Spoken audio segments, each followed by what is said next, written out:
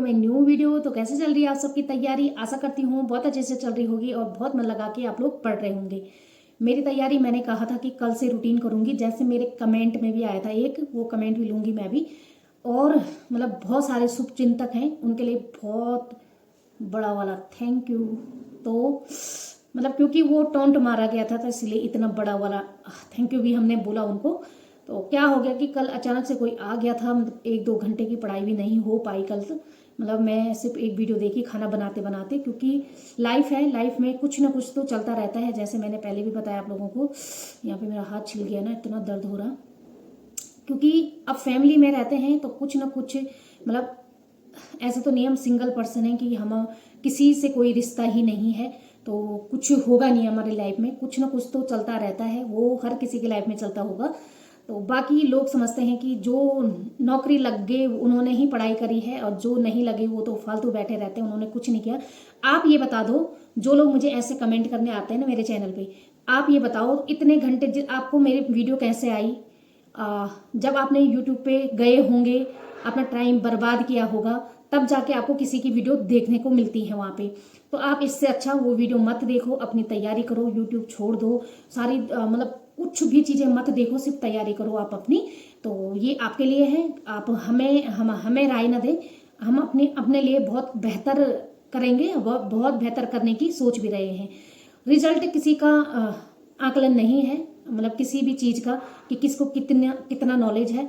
और क्योंकि एक परीक्षा निर्धारित नहीं करती है कि कौन कितना टैलेंटेड है, क्योंकि कई टैलेंटेड लोग ऐसे ही रह जाते हैं जो कोचिंग में पढ़ा रहे हैं, यूट्यूब पे बहुत अच्छा अच्छा कंटेंट देते हैं, वो लोग भी तो नहीं जॉब पे लगे हैं, लेकिन उनको नॉलेज है उस चीज़ का, पर हर कोई जॉब पे नहीं रखता है। छोड़ो इन बातों को, हमेशा नकारात्मक ही कमेंटों से शुरुआत होती है, दिमाग खराब हो जाता है ऐसे कमेंट देख के। और कई लोगों ने बहुत अच्छे अच्छे कमेंट करे कि आप रहने दो, जो बोल रहा है वो है, उनका बोलने का ही काम है, ऐसे वर्ड मैं यूज नहीं करूँगी जो वहाँ पे करे गए थे कि मतलब छोड़ो रहने दो। आज मैं बहुत अच्छी खबर लेके आई हूँ कि हमारा केस जो था डबल बेंच में चले गया था, तो आज उसमें बहुत ही सकारात्मक निर्णय होगा। जैसे हम मतलब सोच के आ रहे थे, पहली वीडियो में मैंने बताया था कि सकारात्मक रहने से सकारात्मक ही नतीजा निकलता है। तो क्या पता आज हमारे एलटी पे बहुत अच्छा सा रिस्पांस मिले हम लोगों को। और जहाँ तक मुझे लगता है कि ये जो हमने 2 तारीख को रैली निकाली थी, उसका सकारात्मक नतीजा होगा। कई सारे हमारे साथी ही देहरादून में अनिश्चितकाल की हड़ताल पे बैठ चुके हैं, धरने पे बैठ चुके हैं। और जैसे मुझे सुनने में आया कि कल उन्हें बैठने का वो नहीं मिला था, वहाँ पे कुछ था, तो आज से वो लोग वहाँ पे धरना स्टार्ट कर रहे हैं। जो लोग नियर में रहते हैं, मैं ये नहीं कह रही हूँ कि जो दूर दराज हैं वो यहाँ से जाके वहाँ बैठने के लिए बैठ जाओ, जिनके पास टाइम है वो जा सकता है, लेकिन क्योंकि रहने की भी व्यवस्था चाहिए वहाँ पे, तो जो लोग उधर रहते हैं तो वो लोग जा सकते हैं जिनके पास टाइम है। और मैं ये भी नहीं कहती कि आप प्राइवेट स्कूल में पढ़ाते हो तो नौकरी छोड़ के बैठ जाओ वहाँ पे, आपको अपना घर भी देखना है, सब कुछ देखना पड़ता है। और ये नहीं कि मतलब अब सब लोग वहीं पे बैठ जाएं, लेकिन जो वहाँ पे हैं थोड़ी देर के लिए वहाँ पे जा सकते हैं और उनका साथ दे सकते हैं।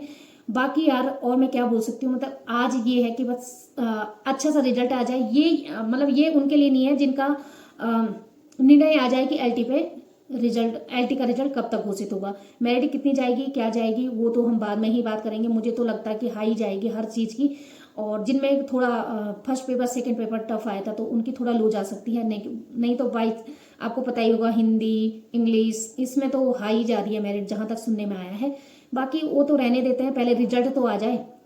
तो ये नहीं है कि उन्हीं लोगों के लिए है कि जो जिनका अभी निकल रहा है एलटी, लेकिन आप ये सोचो अगर वेटेज वाला मामला खत्म हो जाता है तो प्रवक्ता में भी नहीं मिलेगा वेटेज, और उसके बाद क्या कहते हैं एलटी में भी नहीं मिलेगा, जो आने वाली एलटी है उसमें भी नहीं मिलेगा। जो अभी बीएड कर रहे हैं उनके लिए भी ये पॉजिटिव बात हो सकती है। इसीलिए मैं कह रही थी कि जो अभी बीएड भी कर रहे हैं या जिन्होंने सोचा है कि करेंगे बीएड, तो वो लोग उनका साथ, वो लोग भी हम लोगों का साथ दीजिए। और जो वहाँ नियर बाई देहरादून ऋषिकेश हैं तो वो लोग जा सकते हैं थोड़ी देर के लिए। और बाकी तो यही है कि मतलब बस अच्छी सी खुशखबरी आ जाए। और हाँ, एक चीज़ और थी कि आप लोग अगर नेट का फॉर्म भरना चाहते हैं तो नेट का फॉर्म भी भरें। और आपको नेट के बारे में क्या क्या जानकारी, क्योंकि मैंने अभी तक नहीं भरा है कोई भी फॉर्म, मेरी एक दोस्त हैं बहुत अच्छी, तो उन्होंने मुझे बताया कि नेट का फॉर्म भर लो। मैं अभी उनसे कॉल पे बात करती हूँ, क्योंकि काफ़ी दिनों से बात नहीं हुई, तो बहुत नाराज़ है मेरे से। तो मैं सोचा टाइम निकाल के फुर्सत से मैं बात करूँगी अभी।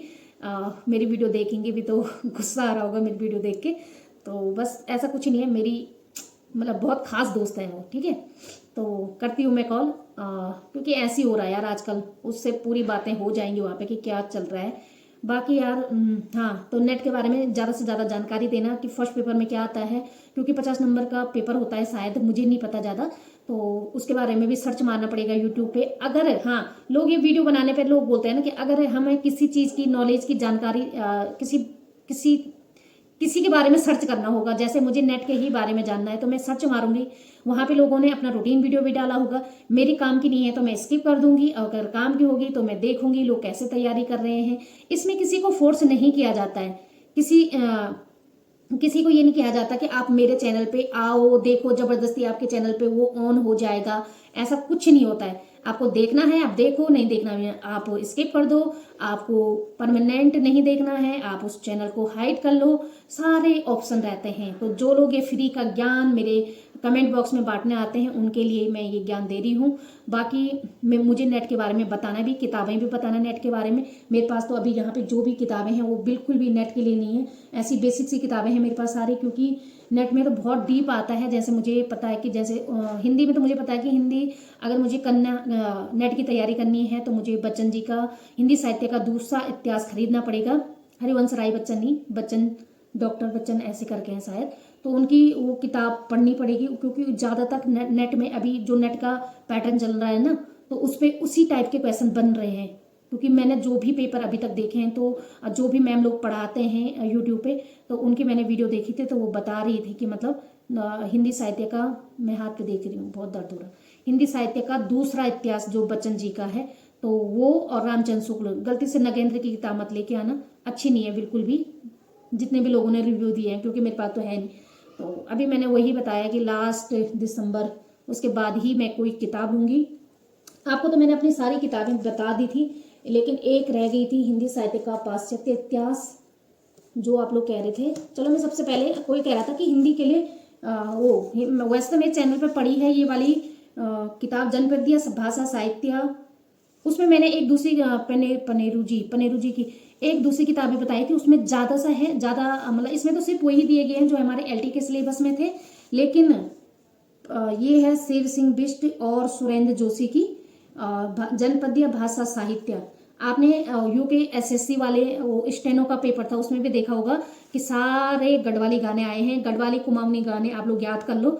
और मतलब ग्रुप सी के लिए कह रही हूँ, ग्रुप सी में कुछ भी हो सकता है, हमारे पास तो नहीं आया था ऐसे, कहावत आई थी लेकिन गाने गुने नहीं आए थे एलटी में। जो लोग अभी भी तैयारी कर रहे हैं, तो आपको अगर इस पे जानना होगा तो मैं इस कमेंट जरूर करना, मैं तो तब डीप मतलब तभी होता है कि किताब के बारे में बता पाऊँ, अगर आप लोगों को जानना होगा। और मैं वो दूसरी वाली किताबें लेके आऊँगी, क्योंकि ग्रुप सी में भी उनकी बहुत ज़्यादा ज़रूरत है। तो अगर आपको इस किताब के बारे में जानना है तो मैं वीडियो ज़रूर से बनाऊँगी। और एक और थी हिंदी साहित्य का पाश्चात्य इतिहास काव्य शास्त्र, ऐसा कुछ करके, पता नहीं कहाँ चली गई वो किताब, दिखाती हूँ मैं, एकदम से दिखाने में वो होता है ना। हाँ ये रही, वैसे तो दिखाया है मैंने अपने चैनल पे सारी किताबें, ये वाली भारतीय एवं पाश्चात्य काव्य शास्त्र डॉक्टर विवेक शंकर की है, राजस्थान हिंदी ग्रंथ अकादमी की।